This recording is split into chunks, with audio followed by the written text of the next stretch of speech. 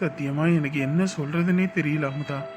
1000 தான் இருந்தாலும் நம்மளாம் இல்லாதப்பட்டவங்க. ஆனா என்னைய கட்டிக்க போற பொண்ணு வீட்ல இருந்து எதையுமே நான் வாங்கக்கூடாதுன்னு நினைக்கிற ஆளு. ஆனா அவங்க வீட்ல எல்லா சொத்து பத்தும் இருக்கு. அப்படி இருந்தும் வீட்டுக்கு வர மருமவ கிட்ட அது வேணும் இது வேணும்னு எப்படி இவங்கெல்லாம் கேட்குறாங்கன்னே தெரியல. எல்லாத்தையும் சாகும்போது என்ன கொண்டுகிட்டா போறாங்க. அளவுக்கு மீறினா அமிர்தமும் நஞ்சு தான். அதே மாதிரி தான் அளவுக்கு மீறின காசு பணமும் மனுஷனுக்கு நிம்மதியான தூக்கத்தை கொடுக்காது. ஒவ்வொரு நாளும் யாராவது வந்து களவாண்டுட்டு போயிடுவாங்களோ அப்படி இப்படின்னு பல போராட்டங்களாகி போயிடும். இன்னைக்கு கஷ்டப்பட்டு நகை நட்டுன்னு போட்டுடுறாங்கன்னு வச்சுக்க, நாளை பின்ன அந்த பொண்ணுக்கு ஒரு பிரச்சனைன்னும் போது அந்த பொண்ணு என்ன பண்ணுவா? மறுபடியும் இங்கே வந்து அதை போடு இதை போடுன்னு கேட்டா இவங்களால போட முடியுமா? கொஞ்சமாவது யோசிக்க வேண்டாமா? இந்த விஷயத்துல எனக்குமே உடன்பாடு கிடையாது. எனக்குமே அதாங்க கஷ்டமாக இருக்குது. அண்ணன் பாவங்க. அப்பா போனதுலேருந்து இந்த குடும்பத்தில் எல்லாமே அண்ணன் தான் பண்ணிகிட்ருக்கு. அண்ணனோட பேச்சை கேட்காம நான் ஏற்கனவே ஒரு தடவை ரொம்ப பெரிய தப்பு பண்ணிட்டேன். அதனால் அண்ணன் கூனி குறுகி போய் அம்பிட்டு செலவழித்து எல்லாம் பண்ணி எல்லார் முன்னாடியும் அசிங்கப்பட்டு நின்றுச்சு. அண்ணி இந்த வீட்டுக்கு வரும்போது நான் அம்புட்டு போட்டுட்டு வந்தாங்க. இந்த குடும்பத்துக்காக தான் மொத்தத்தையும் விற்று விற்று விற்று விற்று எல்லாத்தையும் அழிச்சாங்க. இன்னைக்கு அவங்க மேற்கொண்டு கஷ்டப்பட்டுக்கிட்டே இருக்கணுமாங்க. எனக்கே ரொம்ப கஷ்டமாக இருக்குங்க. நான் வேணும்னா அந்த சாமி கிட்ட பேசி பார்க்கட்டுமா? ஏங்க, அவர் உங்களுக்கு ஃப்ரெண்டு தானே, நீங்கள் எப்படியும் பேசினா அவர் கேட்பாருங்க. பாவங்க, அண்ணன் ரொம்ப கஷ்டப்பட்டுருக்குங்க. அதுவும் இல்லாமல் நான் ஓடி போகும்போது அண்ணன் எம்பிட்டு வேதனைப்பட்டுச்சு தெரியுமா? அம்பிட்டு காசு செலவு பண்ணி ஊரை கூட்டி கல்யாணத்தை பண்ணுறது நேரத்தில் நான் போனோனையும் எதுக்குமே மதிப்பில்லாமல் ஆகிப்போச்சுங்க. அம்பிட்டு அசிங்கப்பட்டு அவமானப்பட்டு கூனி குறுகி போய் நின்றுச்சு. இப்போ அதே மாதிரி தான் மறுபடியும் கல்யாணத்துக்கு அம்பிட்டு செலவு பண்ணி எல்லாம் பண்ணி கடைசியில் இப்படி. உண்மையை சொல்ல போனோன்னா அண்ணன் ஒரு நாள் கூட நிம்மதியாக தூங்கினதே இல்லைங்க. காலையில் இங்கேருந்து 5:30 மணிக்கெல்லாம் கடைக்கு ஓடிடும். அங்கே போயிட்டு ஏதோ கொஞ்ச நேரம் மதியான நேரத்தில் வரும். ராத்திரி பகலாக அந்த கடையே தான் கதின்னு கிடக்கும். 12:30 மணிக்கு வந்து மறுபடியும் 5:30 மணிக்கு கிளம்பி போய் தூக்கம் கெட்டு இந்த குடும்பத்துக்காக உழைச்ச மனுஷன். அந்த மனுஷனுக்காக எதையுமே செஞ்சுக்கிட்டது கிடையாது. ஒரு நல்ல நாள் பெரிய நாள்னா கூட எனக்கும் உமாவுக்கும் அத்தனை துணிமணி எடுக்கும். ஆனால் அண்ணன் எடுத்துக்காது. இங்கே பக்கத்து வீட்டில் இருக்கவங்க பழையப்பட்டதுன்னு எதையாவது ஒன்று கொடுத்தா அதை தான் வாங்கி மாட்டிக்கிட்டு சுத்தம். அதையே புது துணியாக நினச்சிக்கும். அப்படியேப்பட்ட அண்ணன் மறுபடியும் எப்படி 50 பவுன் போட போகுதுன்னு தெரியல. கவலைப்படாதீங்க, எப்படியா இருந்தாலும் சாமி கிட்ட நம்ம பேசுவோம். சாமி கிட்ட பேசினா புரிஞ்சுக்கக்கூடிய ஆள் தான். ஏதாவது பண்ணுங்கங்க. ஏன்னா நான் இந்த குடும்பத்துக்கு ரொம்ப பெரிய துரோகத்தை பண்ணியிருக்கேன், பாவத்தை பண்ணியிருக்கேன். அதுக்கு ஒரு பிராயச்சித்தமாக இதுவாக கூட இருக்குங்க. கண்டிப்பா. ஏமா மீன் வேணுமா? மீனாப்பா இரு மருமகளை கேட்டு சொல்றேன். ஏமா நீங்க சொல்லுங்கம்மா எடுத்துட்டு வரதுக்கு. அட இல்லப்பா, வீடெல்லாம் வேற நேத்து தான் மருமக வலிச்சா. இந்த நேரத்துல நான் கவிச்சு கிவிச்சு வாங்கினேன்னா அப்புறம் அதுக்கு எதுவும் நினைச்சுக்குவா. இரு போய் கேட்டு வரேன். மல்லிகா, மருமகளே மருமகளே. அப்பா, இவங்களும் ஒரு வேலை செய்ய மாட்டாங்க. செய்யறவங்களையும் கூப்பிட்டு ஒரு வழி ஆக்கிடுவாங்க. சொல்லுங்க அம்மா, இந்த பையன் மீன் வாங்க போறானா? நமக்கு வேணுமான்னு கேக்குறான். என்ன வாங்க சொல்லட்டுமா?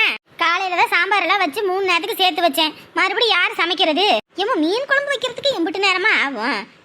அத்தை சொல்றது ஈஸியத்தை செஞ்சு பார்க்கணும். காலையில நான் துணியெல்லாம் துவைச்சு போட்டு பாத்திரம் பண்ண கழுவி வீடு வாசலை கூட்டி சமைச்சு வச்சு நானும் பாடா செஞ்சுக்கிட்டு தானே இருக்கேன். உட்காரத்து கூட எனக்கு நேரம் இருக்க மாட்டேங்குது. சரிம்மா, இப்ப வேணான்னு சொல்லிடட்டுமா? சரி வாங்கிட்டு வர சொல்லுங்க, செஞ்சு தாரேன். நீ ஒன்றும் செய்ய வேணாமா, நான் செஞ்சுக்கிறேன். சரியா?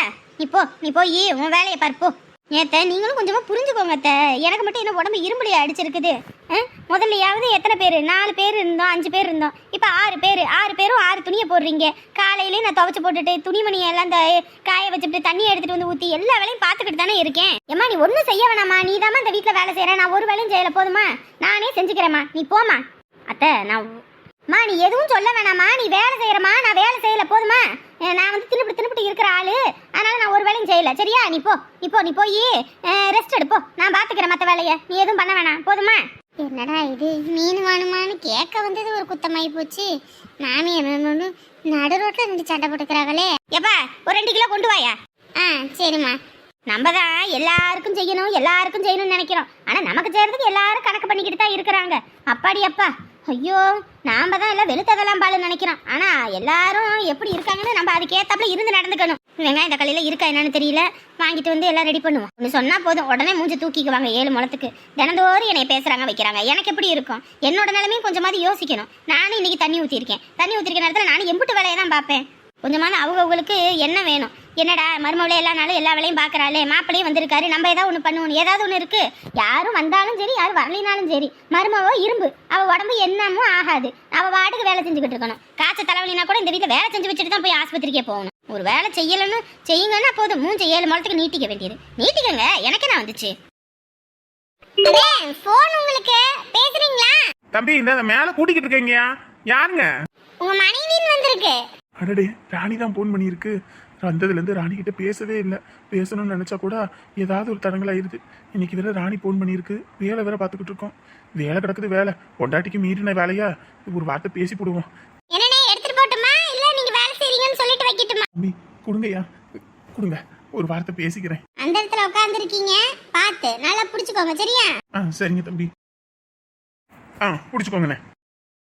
ஹலோ ராணி, நல்லா இருக்கியா? வந்ததுலேருந்து ஒரு வார்த்தை கூட பேச முடியல. உன் ஃபோனுக்கு என்ன ஆச்சு? எத்தனை தடவை நான் ஃபோன் அடிச்சேன் தெரியுமா? நான் நல்லா இருக்கேன். நீங்கள் நல்லா இருக்கீங்களா? சாப்பிட்டீங்களா? எனக்கு என்ன, நான் சாப்பிட்டேன். ஒரு வார்த்தை கூட உங்ககிட்ட பேச முடியல. எம்பிட்டு சங்கடமா போச்சு தெரியுமா? அம்மா கிட்ட ஃபோன் பண்ணாலும் இந்த அம்மா கூப்பிடுறேன்ட்டு நீ கூப்பிடவே இல்லை. மறந்துட்ட பத்தியா என்னை வந்தோனையும்? ஐயோ அப்படியெல்லாம் ஒன்றும் கிடையாது. உங்களை நினைக்காம நான் என்னைக்கு இருந்திருக்கேன்? 24 மணி நேரமும் எனக்கு உங்களுடைய நினப்பு தான். அத்தை ஃபோன் பண்ணிட்டு பாரு. ஃபோனில் காசு இல்லைங்க, அதான். காசு இல்லையா? அம்மா கிட்ட ஒரு 200 ரூபா வாங்கி ரீசார்ஜ் பண்ணிருக்க வேண்டியதானே? இல்லைங்க, என்னத்த போய் ரீசார்ஜ் பண்ணுறதுன்னு பார்த்தேன். அப்புறம் இன்னைக்கு சின்ன பொண்ணு வீட்டுக்கு வந்திருந்தா. அப்புறம் அதான் காசு இல்லை அப்படின்னு. எதுக்கு காசு இல்லை என்கிட்ட சொல்ல மாட்டியே, ரீசார்ஜ் பண்ணி விடுறேன்னு சொல்லி அவள் தான் ரீசார்ஜ் பண்ணி விட்டா. 200 ரூபா காசு கொடுத்தது கூட வேணாக்கா, நீ வைக்கா, சும்மா என் அக்காவுக்கு போடுறேன், நீ இதில் என்ன கணக்கு பார்க்குறதுன்ட்டு போட்டு விட்டு போனேன். ரீசார்ஜ்லாம் முடியுதுன்னா முன்னையே சொல்லு சரியா? நான் போட்டு விடுறேன். அப்படி இல்லைன்னா யார்ட்டையாவது போட்டுக்க, நான் வந்து காசு தரேன். சரி. எங்கே வேலை செய்கிறீங்க? அதுவா, இங்கே பெயிண்ட் அடிக்கதாமா? வேலையெல்லாம் பரவாயில்லையா? அதெல்லாம் நல்லா பார்த்துக்கிறாங்கம்மா.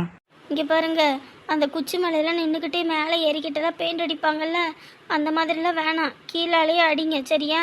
இல்லைன்னா வீட்டுக்குள்ளே ரூமில் ஏதோ பெயிண்ட் அடிக்கிற மாதிரி தான் அங்கே போய் அடிங்க. அந்த மாதிரிலாம் வேண்டாம் சரியா? ஐயோ இங்கே பாரு, அதெல்லாம் எனக்கு மேலே கீழெல்லாம் ஏத்துறது இல்லை. நான் ரூம்குள்ளே தான் எனக்கு வேலையே. நல்லா பெயிண்ட் அடிக்கிறேன்னு இங்கே எல்லாருமே சொல்கிறாங்க. அதுவும் இல்லாமல் நம்ம ஊர்ல எல்லாம் நார்மலாக அடிப்பாங்க, இங்கே டிசைனாக அடிக்கிறாங்க. எல்லாம் கற்றுக்கிட்டேன் தெரியுமா? வந்து நம்ம வீட்டுக்கு அந்த மாதிரியெல்லாம் பெயிண்ட் அடிச்சு விட்றேன்.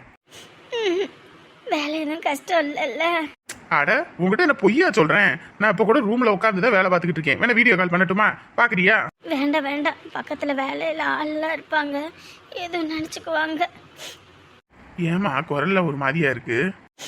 உங்களை நினைச்சுதாங்க கஷ்டமா இருக்கு. ஏறு, என்ன நினைச்சாலும் நீ கஷ்டமே படக்கூடாது சரியா? நான் நல்லா இருக்கேன். அதுவும் இல்லாம அத்தை மாமா வீட்டுல இருக்கேன். மச்சானும் சரி வீட்டுல உள்ளவங்களும் சரி என்னை தங்கமா தாங்குறாங்க. நீ எதை பத்தியும் யோசிக்காத சரியா? சரிங்க. அப்புறம் அத்தை சொன்னாங்களா உமா கல்யாணத்துக்கு நகை போடுறத பத்தி? அம்மாட்ட கேட்டேன். நீ வீட்டுக்கு வாப்பா பேசிக்கலாம் நாங்க. ஓ சரி சரி. ஏம்மா என்ன சொன்னாங்க?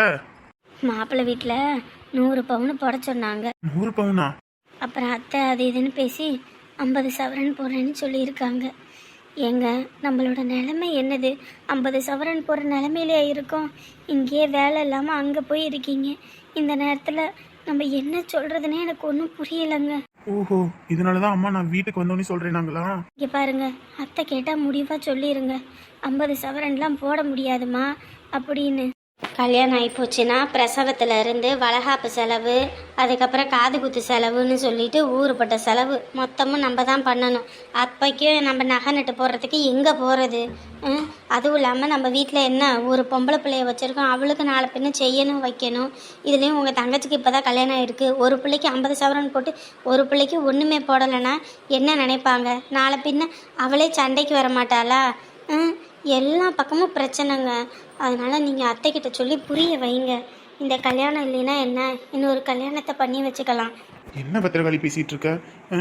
1000 தான் இருந்தாலும் அம்மா ஒரு முடிவு எடுத்து வாக்கு கொடுத்துட்டு வந்துட்டாங்க. அப்படின்னும் போது அதை நம்ம நிறைவேற்ற போகிறீங்களோ? இங்கே பாருங்க, அத்தை வர வர பேச்சு நடவடிக்கை ஒன்றுமே சரியில்லைங்க. நீங்கள் இருக்கும்போது ஒரு மாதிரி நடந்துக்கிட்டாங்க, நீங்கள் இல்லாத போது ஒரு மாதிரி நடந்துக்கிறாங்க. எனக்கு ரொம்ப சங்கட்டமாக இருக்குங்க. நீங்கள் இருந்தால் தாங்க எனக்கு மதிப்பு மரியாதையே. நீங்கள் இல்லைன்னா என்னை மதிக்கிறது கூட இல்லைங்க. இங்கே பாரு, இந்த நான் வேலை பார்த்துக்கிட்டு இருக்கேன். நான் வந்துட்டு பேசுகிறேன், சரியா? வைக்கட்டுமா? சரிங்க, சரி பாருங்க, வைக்கிறேன். ஏய் உமா, என்னடி பண்ணிட்டு இருக்க? அக்கா, எப்பக்கா வந்த? நான் வர்றது இருக்கட்டும், நீ என்ன பண்ணிட்டு இருக்க? ஒன்றும் இல்லைக்கா, சும்மாதான். என்ன சும்மா? என்ன சும்மான்னு கேட்குறேன். குளிக்கிறதா இருந்தா பாத்ரூம்ல போய் குளிக்க வேண்டியதானே? தண்ணியை தலையில் எடுத்து ஊத்திட்டு இருக்க. அதுவும் எதுக்கு இந்த வேலை பார்க்குற நீ? ஐயோ அக்கா, வெயில் ரொம்ப அதிகமாக இருக்குக்கா, ரொம்ப சூடாக இருக்கு. அதான் அப்படியே தண்ணியை அப்படியே ஊற்றிட்டேன். ரொம்ப ஹீட்டாக இருக்குல்ல, அதான்க்கா. அதுக்கு குளிக்கிறதா இருந்தா உள்ளே போய் குளி. அதுக்கு எதுக்கு நீ இங்கே நின்று ஊற்றிக்கிற? மூஞ்சும் ஒன்றும் சரியில்லையே. அது என்னக்கா பேசிகிட்டு இருக்க? வெயிலுக்கு அதுக்கும் அப்படி இருக்குக்கா எனக்கு.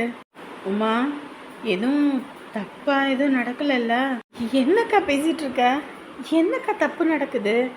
ஐயோ, நீ வேற. மூஞ்சும் சரியில்லை, பேரஞ்ச மாதிரி இருக்க, தண்ணி எடுத்து தலையோடு ஊற்றிக்கிற. அதான் கேட்டேன். இங்கே பாரு, அப்படிலாம் ஒன்றும் கிடையாது. நீ பாட்டுக்கு வாயை வச்சுட்டு இரு, ஏதாவது பேசிகிட்டு இருக்காம. மாமா வந்திருக்காரா? வந்திருக்காரு. சரி, குளிச்சுட்டு வர நான் போய் ட்ரெஸ் மாற்றிட்டு வந்துடுறேன். சரி.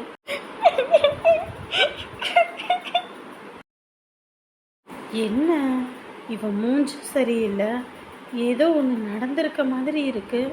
ஆனால் என்ன ஏதுன்னு கேட்டால் சொல்ல மாட்டேங்கிறான். எதுவும் பிரச்சனையில் எதுவும் மாட்டிக்கிட்டாளா? எதுனாலும் சொன்னாதானே புரியும், எதுவும் சொல்லலைன்னா எப்படி புரியும்?